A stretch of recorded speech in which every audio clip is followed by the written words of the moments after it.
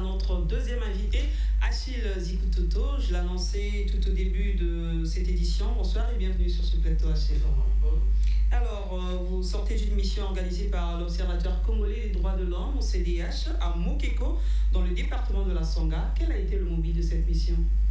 Alors, Marie-Paul, l'OCDH, qui est un organisme justement de la société civile, effectue ce qu'ils appellent les missions de documentation. Et dans le cadre justement de cette mission, l'OCDH a été saisi par un conseiller départemental de la Sangha qui justement leur a informé sur les cas justement d'exploitation plus ou moins illicite dans la zone justement de Mokeko. Et donc l'OCDH nous a emmenés à cette mission. L'OCDH qui considère la presse comme des partenaires nous a fait partie justement de cette mission pour aller constater tout ce qui avait été décrié par ce conseiller. Mais avant qu'on aille un peu plus loin, je souhaiterais proposer à nos téléspectateurs les quelques images d'illustration avant justement qu'on continue justement cette discussion. Le district de Mokeko, dans le département de la Sangha, est devenu un véritable Eldorado pour les sociétés minières qui se livrent à une exploitation sauvage et illicite de l'or.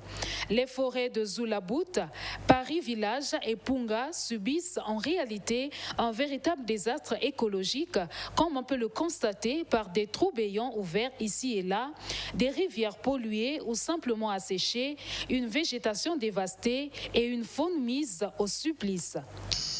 On n'est pas contre l'exploitation comme telle, mais nous sommes contre la manière de faire.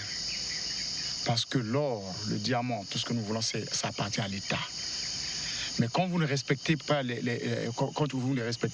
règles de l'art, c'est là où il y a problème. Et quand ils travaillent tel que vous voyez là, les communautés ne sont pas impliquées. C'est leur affaire, c'est un business. C'est le banditisme. Et vous voyez la distance qui sépare Punga à Zulabout, 52 km, 5 sociétés, des permis soi-disant qui se chevauchent. Nous voulons l'authenticité de ces permis-là. Les communautés qui ont toujours habité dans le voisinage des chantiers d'exploitation sont quotidiennement sommées de partir des lieux où ces sociétés les ont pourtant trouvés. Par ailleurs, les rares autochtones qui sont employés dans ces chantiers ne reçoivent qu'un salaire de misère.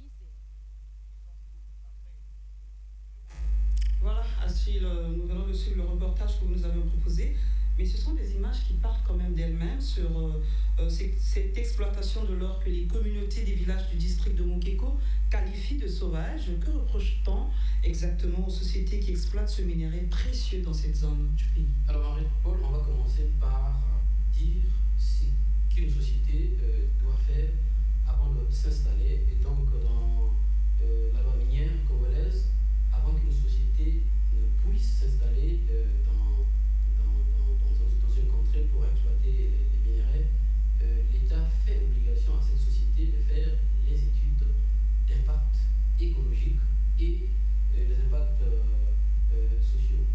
Et ce qui n'a pas été fait justement par ces 5 sociétés. Il faut rappeler que ces 5 sociétés justement qui opèrent dans cette zone de Mokeko.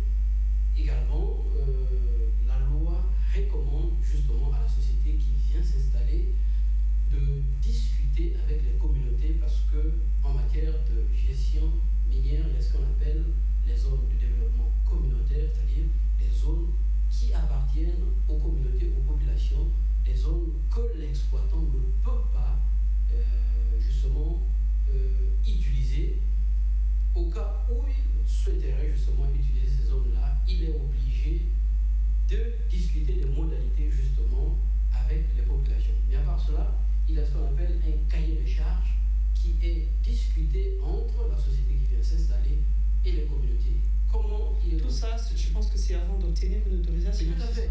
Là, c'est préalable avant justement d'obtenir ce permis, soit d'abord d'exploration, donc de recherche, avant le permis d'exploitation.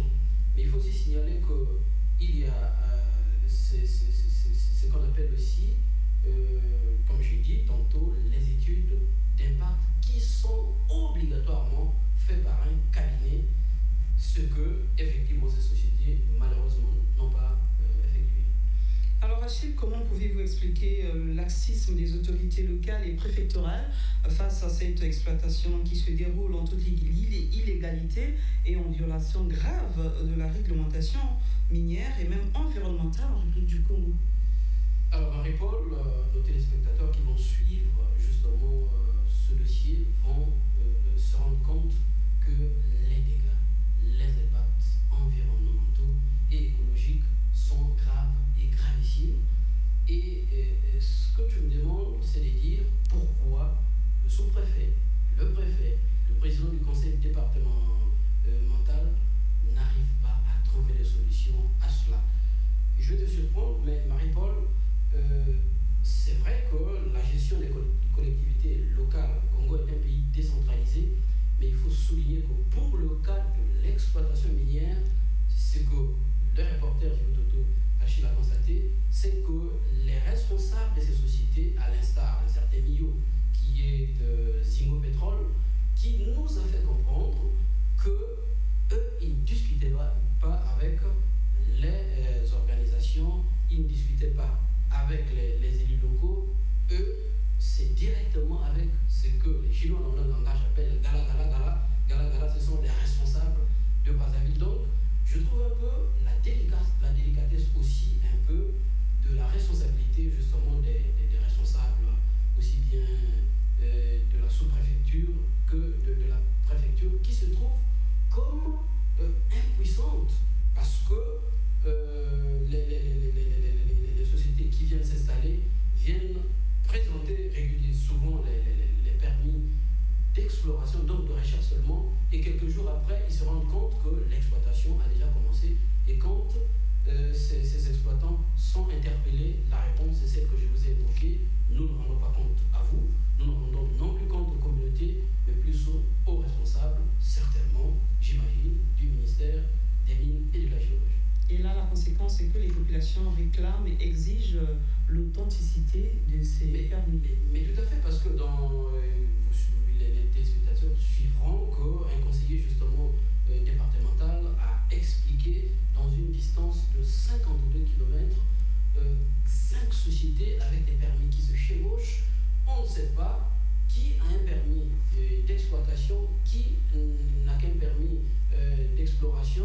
Et donc, dans cette cacophonie, effectivement, les populations demandent à y voir clair, mais surtout demandent aussi la réaction du gouvernement afin que les sanctions puissent être prises, parce qu'à la vérité... On va terminer, Achille. On va terminer. Le dossier, vous le proposez quand déjà? Le dossier passe tout de suite, après justement... Juste après cette édition. Alors, merci beaucoup d'être passé sur ce plateau. C'est à moi de te remercier. Au revoir et à une prochaine occasion. Merci. Merci à vous aussi, chers téléspectateurs, pour votre attention. Je vous dis au revoir et à une prochaine occasion.